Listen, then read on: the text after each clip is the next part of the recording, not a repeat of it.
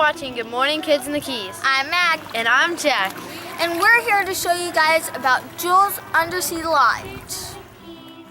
Hey guys, we're here with most of the students who got to dive with the Aquanauts. And we're here at our school, Treasure Village, Montessori.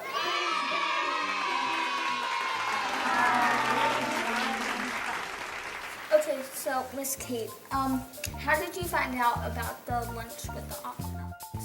Oh, well, quite honestly, I found out last May because my dad has a friend who knows Jan, the owner of Jules' Undersea Lodge, and they thought that my children would be interested in doing lunch with the Aquanauts.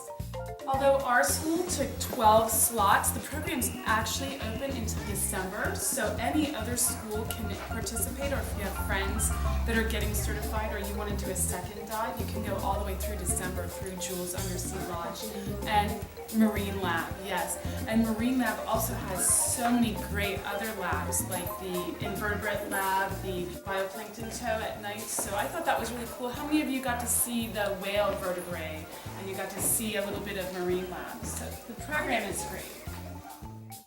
Okay, so first question goes out to Olivia.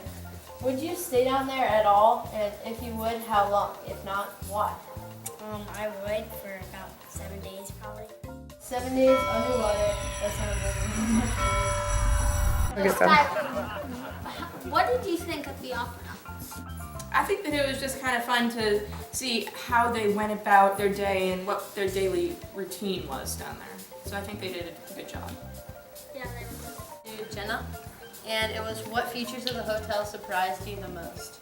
I would probably say that the doors were like holes and circles. I didn't expect that. I really lot. I mean, like doors are like squares, but now they're circles. It was kind of strange, to be honest. But yeah, the doors.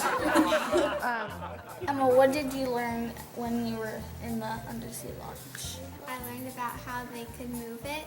I learned that the stilts, they could retract them, so it was easier to move, and that they could change the levels so it would be completely flat instead of tilting like that.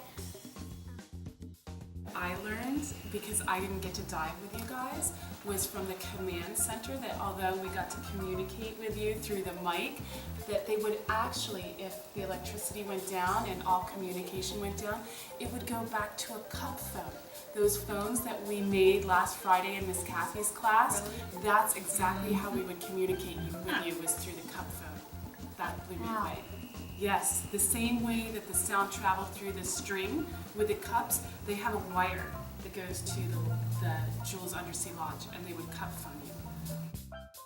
They still had communication, yes, and someone has to monitor that 24/7. Which video did anybody else see a SpongeBob down there? Say what? SpongeBob tour? Oh yeah, the SpongeBob and When we were inside, a couple of people were swimming by and they moved the SpongeBob. They were swimming in the lagoon. They moved the SpongeBob just a little bit. It was facing the wrong way. So when we went out, we had to turn it the right way again because they moved the SpongeBob the right way. When we were down there, when I was on there with James and Zane, a fish ate the SpongeBob. What? And he ate it, but then he spit it back out because he realized it wasn't an actual sponge or a fish. Who got to watch the movie? Oh, I did. Only us. We're special. High five, guys. Use for High Give five. us the option. Yeah. We're just too good for that. So, you guys actually got to watch a movie underwater. We watched a sea movie underwater. Whoa, how about that? Yeah, It's all canon. Anchors. Yeah, in the water, you're trying to like. Oh yeah, I was like, You're trying to like pull it. How that we got to take showers underwater. Tried selling that to someone. Hey, I took a shower underwater. Chris Olstad also said that you could stay down there theoretically forever and come back up without any pressurization or anything, and you could just go run the marathon. It's normal. I thought that was pretty crazy. Right, but the nitrogen levels hadn't changed in your bloodstream due to the atmospheric pressure, which is one thing I wanted to ask. Zane and Stephen are spearfishing enthusiasts over there.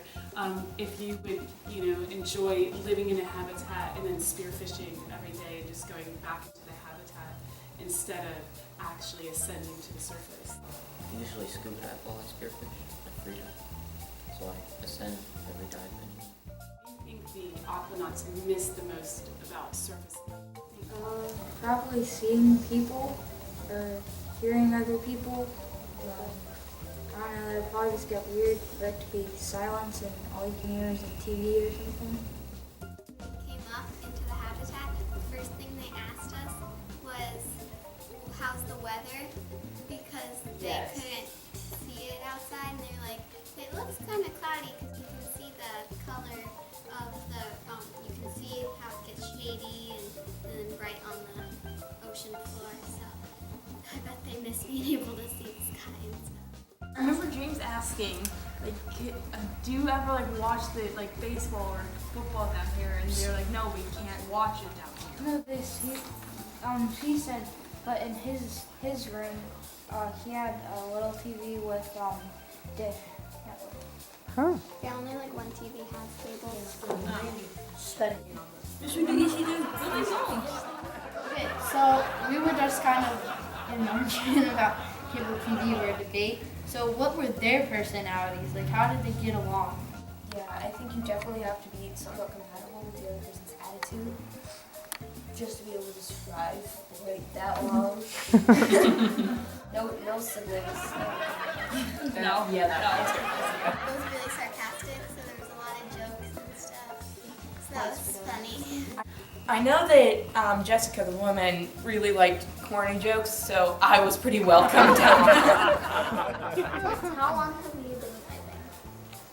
I started last summer, so it was a year. Certified in the summer, and when me and Maggie were down there, we didn't really see, and I turned around, and her regulator got stuck on my tank, and I started turning around to see her, and I couldn't find Maggie, and then we got tangled together. They got us. That's funny. So what did you guys see in the lagoon? In the lagoon, we saw stone crabs, lobster, snapper, lots of different types. So a lot of little fish.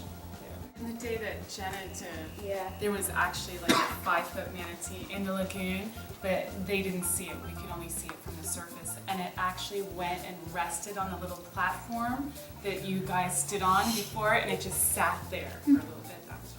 Yeah, and when we got up, we just saw it by the dock, and we were like, oh, it's been there for a while. And we were like, really? Are we blind?